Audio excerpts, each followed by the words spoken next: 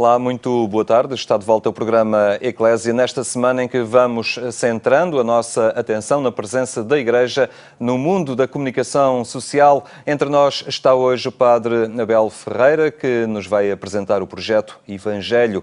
Será logo após os temas que hoje destacamos. Ser cristão na Terra Santa é um dom e uma responsabilidade. Este o apelo do Papa Francisco, que pediu aos cristãos para serem testemunhas corajosas.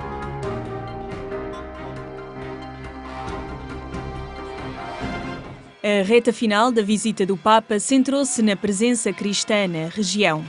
Presença marcada pelas dificuldades que atingem este grupo religioso minoritário. No encontro com sacerdotes religiosos, religiosas e seminaristas, na igreja do Getsemani, o Papa recordou a responsabilidade que cabe a cada cristão nesta região do mundo. É um dono e anche uma responsabilidade. La vostra presenza qui è molto importante. Tutta la Chiesa vi è grata e vi sostiene con la preghiera. Da questo luogo santo, desidero inoltre rivolgere un affettuoso saluto a tutti i cristiani di Gerusalemme. Vorrei assicurare che li ricordo con affetto e che prego per loro, ben conoscendo le difficoltà della loro vita nella città. Li esorto a essere testimoni coraggiosi della passione del Signore, ma anche della sua risurrezione, con gioia e nella speranza. As preocupações do Papa em relação à presença cristã já tinham sido mencionadas perante a autoridade palestina. Diante de Mahmoud Abbas, Francisco lembrou o contributo dos cristãos para a construção social, lembrando que os cristãos querem continuar a desempenhar o seu papel como cidadãos de pleno direito, juntamente com os demais concidadãos considerados como irmãos. Desta visita do Papa fica o alcance político, com o Papa a convocar palestinos e israelitas para dialogar a paz e o impulso interreligioso, com a memória atualizada do encontro de um Papa com o Patriarca de Constantinopla. A Tapada de Mafra encheu-se de crianças e adultos para a Festa da Família, uma ocasião para o Patriarcado de Lisboa afirmar o valor base da sociedade.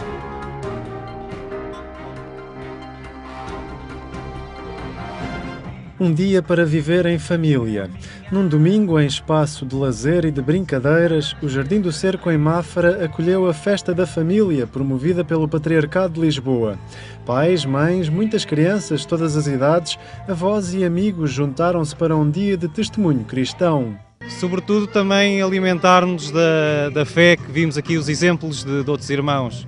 E também, no fundo, também tentámos passar, dentro das nossas dificuldades, também passar esse sinal de estarmos unidos em família, que nos dias de hoje é difícil. Ainda há pouco estava a ouvir o testemunho que aquele casal estava ali no palco principal a apresentar, e todos nós passamos por isso.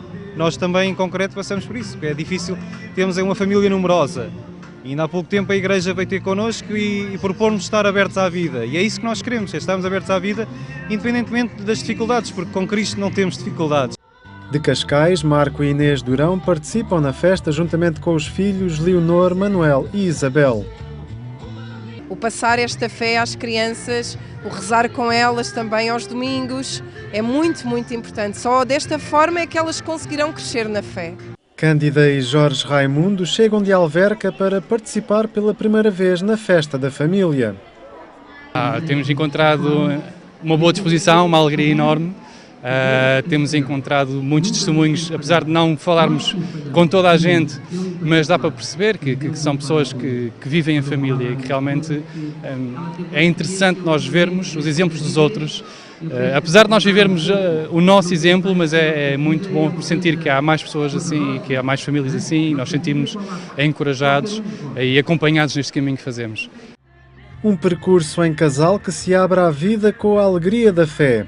Foi este o desafio que o Patriarcado de Lisboa quis lançar a todos os que se juntaram para um dia de festa, valorizando a vivência familiar em tempo de dificuldades económicas e sociais. Estas famílias são quase balões de ensaio de como problemas novos não põem em causa aquilo que é essencial na vida familiar, agora têm é que encontrar outros recursos, quer no apoio dos vários familiares, quer nos meios que a própria sociedade lhes dá. Ou seja, eu creio que para qualquer Estado, que é o primeiro artífice do bem comum, um dos objetivos fundamentais é garantir a vida dos cidadãos, a começar pela realidade familiar. Nós não aparecemos cá de geração espontânea, somos todos filhos de articulações familiares que nos puseram cá. Essas articulações são básicas para nos mantermos saudáveis e no longo percurso que as existências agora têm, muito mais do que alguma vez tiveram. E, portanto, temos que continuar juntos e o Estado e qualquer governo, quer a nível nacional, quer a nível internacional, tem que encontrar na realidade familiar a sua primeira preocupação, porque também é a primeira necessidade para a felicidade das pessoas numa vida integrada. Acompanhamento e proximidade são missões da Igreja, disponível para ajudar a sociedade e o poder político a responder aos desafios que a baixa taxa de natalidade impõe. Mesmo em relação a esta última iniciativa governamental, organizar um grupo de trabalho, eu já falei com o respectivo responsável e já tenho falado com outros responsáveis, seja deste governo como do anterior, seja um qualquer. Para nós isto é uma preocupação permanente, independentemente dos governantes, e creio mesmo que tem que ser uma preocupação para qualquer governante, seja de cor for, politicamente, que isto é a cor de nós todos, a realidade familiar. Portanto, ainda bem que se preocupam e cá estamos, não apenas para interpelar, mas para ajudar. Caminhos trilhados também dentro da Igreja, que em outubro inicia a primeira fase do Sínodo dos Bispos, uma iniciativa dedicada à família. Nós sentimos também a dificuldade que é ser família hoje em dia. No meio desta cultura em que nós vivemos, com muita facilidade o trabalho se sobrepõe à família e tantas outras dificuldades que as famílias vão enfrentando. E, portanto, eu acho que a primeira missão da Igreja é apoiar as famílias e encaminhá-las e ajudá-las a serem felizes, a aceitarem-se uns aos outros, a aprenderem a viver no amor. Essa é a principal missão deste sínodo. A Eucaristia, que encerrou o dia, assinalou o aniversário dos 10, 25 e 50 anos de matrimónio de alguns casais.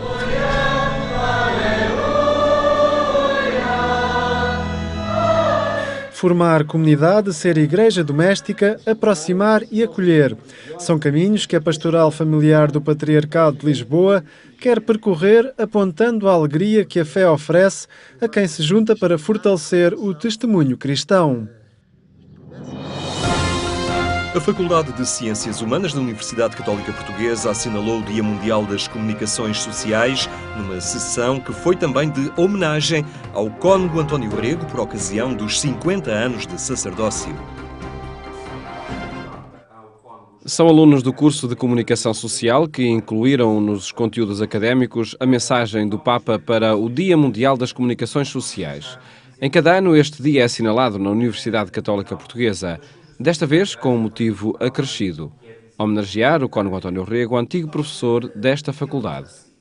Ouvir o seu testemunho por um lado e por outro lado podermos assinalar com ele esta data, para nós isso é importante. Enfim, já para não falar de todo o trabalho também que ele tem feito, aliás, enquanto foi diretor do Secretariado das Comunicações Sociais da Igreja. Portanto, é uma pessoa que, além daquilo que nós conhecemos que ele faz nos média, é uma pessoa que tem também um pensamento e uma capacidade de refletir sobre aquilo que devem ser os meios de comunicação social, como é que eles se devem posicionar na sociedade. E numa coincidência feliz para quem teve por missão essencial desde o momento da ordenação o mundo dos média, os 50 anos de sacerdócio são assinalados por ocasião do Dia Mundial das Comunicações Sociais. Excelente, porque me faz a ponte com a minha ordenação, me faz a ponte com o concílio e com aquilo que de facto acabou por definir a minha própria vida pastoral, pessoal, a minha sensibilidade, o meu olhar sobre o mundo, sobre a Igreja e os meus diversos empenhamentos pastorais que passaram pela comunicação.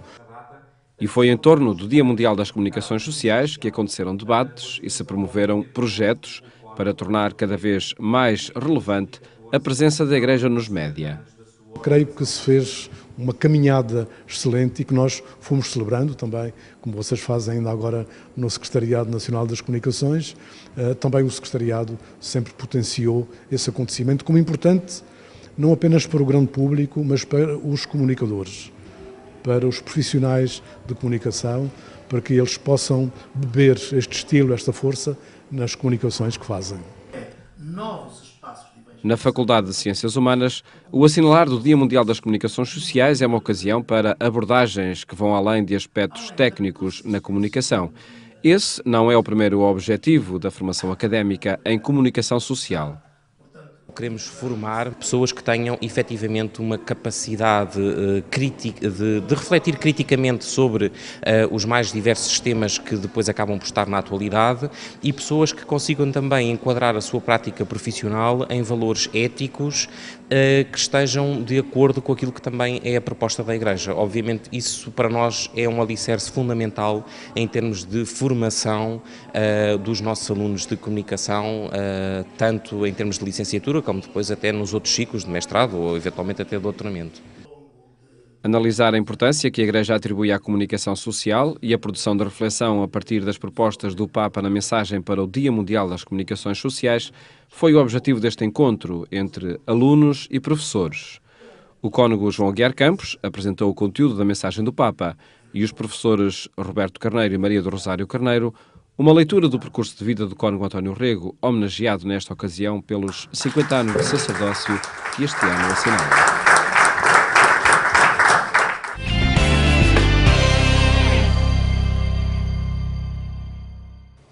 Temas que pode acompanhar em agência.eclésia.pt.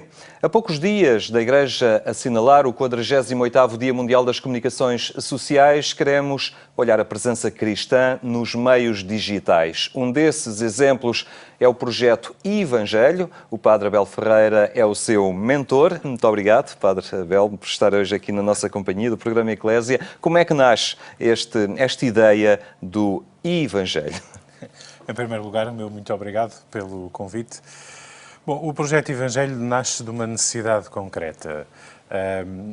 Um dos catequistas, num dos anos de catequese, temos lá, concretamente no 8º ano, o Pedro, bateu-se com esta necessidade de como explicar o Evangelho aos miúdos daquela faixa etária. E, enfim, hoje há imensos meios disponíveis, mas de facto não havia nada em língua portuguesa, em português de Portugal, sobre semanalmente como numa sessão de catequese ou para aquela faixa etária dos adolescentes de explicar o Evangelho. Bom, então, se não há, vamos produzir, vamos fazer qualquer coisa. Entretanto, surge esta ideia de semanalmente fazermos um vídeo. Desde o princípio tivemos clara esta ideia de temos que fazer uma coisa bem feita. Porquê? Bom, porque na internet há imensa oferta e ou as coisas têm qualidade ou são capazes de prender a atenção ou imediatamente descartamos e passamos ao próximo objeto ou ao próximo assunto que nos desperta algum interesse. Portanto, esta nota da qualidade foi logo uma característica, digamos assim, das fundações do projeto. E depois pensámos, isto não é um projeto para o pároco de Monte Abraão, onde eu estou agora, onde esta ideia nasce. Mas pode ser utilizado por todos. Exatamente, e ter até uma outra abrangência. Nós, do projeto, em cada ano litúrgico, digamos assim, a nossa ideia foi também percorrer todo o ano litúrgico, desde o primeiro domingo do Advento até ao domingo de Cristo Rei, e, portanto, não é um projeto, digamos assim, pessoal, o mesmo padre a fazer os evangelhos todos, além de ser uma carga enorme, rapidamente perdia o interesse. Então, portanto, recorreram a vários colaboradores. Exatamente, a nossa ideia foi, escolhemos 12, pelo significado que o número 12 tem para nós católicos e cristãos, mas depois também de diferentes origens, ou seja, padres de congregações religiosas, párocos, padres com experiência de formadores de seminário. Portanto, para quê? para que, no fundo, nós dizemos o Evangelho a partir da nossa experiência pessoal de fé e nós até como padres também a partir daquilo que é a nossa vivência pastoral. E, portanto, procurar direcionar a mensagem. Sim, os destinatários são um pouco estes adolescentes, estes jovens, mas depois também a partir das diferentes experiências que cada padre pode trazer e pensamos que isso, de facto, enriquece muito o projeto. Exatamente, e por parte daqueles que o escutam, já há elementos que vos permitam tirar algumas conclusões desta iniciativa? Olha, a iniciativa até agora tem sido bastante positiva. Nós temos cerca de 9.000 visualizações na página do Facebook. Portanto, não são só de Monte Abraão. Não. Isso o Facebook depois consegue, a partir do Facebook conseguem-se tirar algumas estatísticas e percebemos que é em Portugal, enfim, o grande número de visualizações, mas também já chegamos praticamente a todos os continentes, desde a Austrália, desde a América do Sul, Brasil, bastantes, América do Norte, o resto da Europa, ou seja, enfim, pessoas que têm contacto com a língua portuguesa, portugueses espalhados pelo mundo e, portanto, sentimos que isto, ou pelo menos são estas as informações mais recentes que temos. Depois, outro feedback que tenho a nível, digamos assim, paroquial, eu ao sábado à tarde temos a missa da catequese e, portanto, tenho sempre um momento de diálogo com os mais pequenos e percebo ali duas coisas. Em primeiro lugar, que muitos deles às vezes vêm ter comigo, os acólitos antes da missa. Olha, ainda aconteceu com o Evangelho do segundo domingo da Páscoa, em que uma das expressões usadas pelo padre foi: o Tomé faltou à missa no domingo de Páscoa. Imediatamente, dois dos acólitos disseram: já sei que o Tomé faltou à missa no domingo de Páscoa. E isso, portanto, percebe-se que eles vêm. Depois, na conversa que tenho com eles, ou fora da missa, ou até durante aquele momento em que converso com eles na homilia, percebo que eles viram e que aquilo lhes ajuda a compreender o Evangelho. Não é? A ideia do projeto é esta, não é agora vamos ver o vídeo e isto dispensa, digamos assim, na missa. É para que, quando cheguem à participação na Eucaristia, haja um maior envolvimento e compreensão e já ouviram o Evangelho, não é? Porque dos vídeos, digamos assim, os vídeos têm três partes. A primeira parte, a leitura do Evangelho, porque é importante o escutar, não é? A fé nasce de facto da escuta, depois o comentário com o padre e depois a parte final, o desafio-te. Qual é a ideia? Bom, o Evangelho é prática, não é? E, portanto, em cada semana há uma ou várias tarefas, digamos assim, para quê? Para que, a partir deste Evangelho que eles escutaram, possam ter uma ação concreta, possam pô-lo, digamos assim, em prática, para que aquilo não fique apenas assim, nas boas vontades ou numa ideologia ou numa ideia muito vaga do que é o Evangelho. É importante esta questão da linguagem, da semântica, do léxico, para tocar determinadas faixas etárias, e realmente era uma lacuna. Há toda uma catequese estruturada para a infância, enfim, o início da adolescência, e depois os adultos, mas há este grupo, não é, dos jovens, dos adolescentes mais velhos e realmente com uma linguagem, todos eles, entre eles, muito própria hoje em dia, claro, que a Igreja estava a descurar um bocadinho. Nós procuramos realmente com isto dar uma resposta e até me parece que nós perdemos, e devíamos retomar talvez isso, este sentido de contar uma história, não é? O Evangelho é muito de contar uma história. O povo bíblico tinha isto muito presente na forma como transmitia a fé aos seus filhos.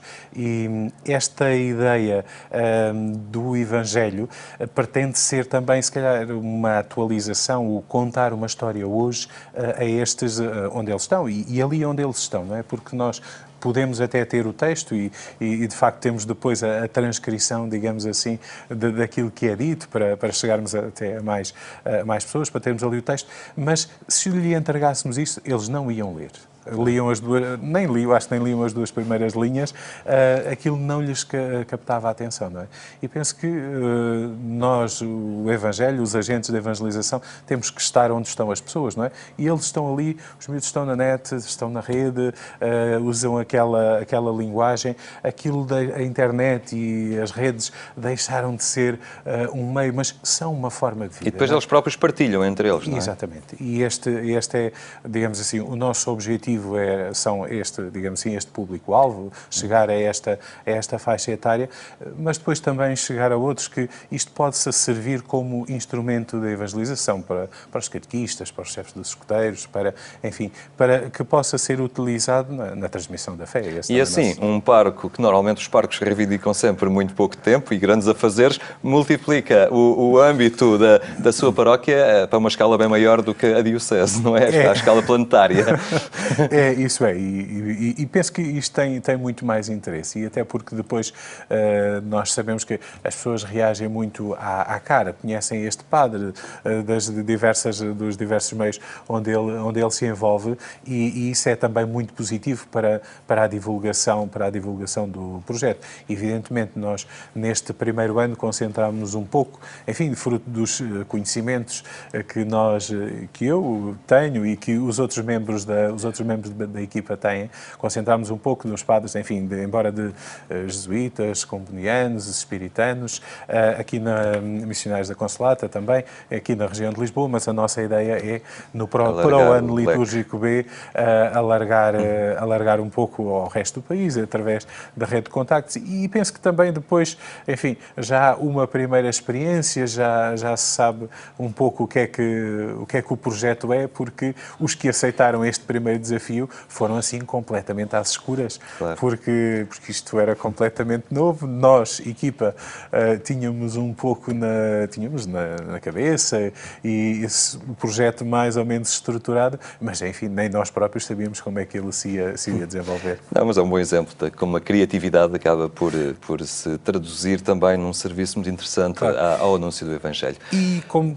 Não temos tempo para ir muito mais além, mas eu agradeço, ao fim e ao cabo, este trazer-nos aqui a novidade deste Evangelho, que pode ser consultado precisamente nesse endereço na internet, e assim acompanhar esta originalidade pastoral no bom sentido. É um exemplo de como a Igreja e a mensagem cristã se fazem presentes nas novas plataformas informativas para chegar mais longe e a mais pessoas.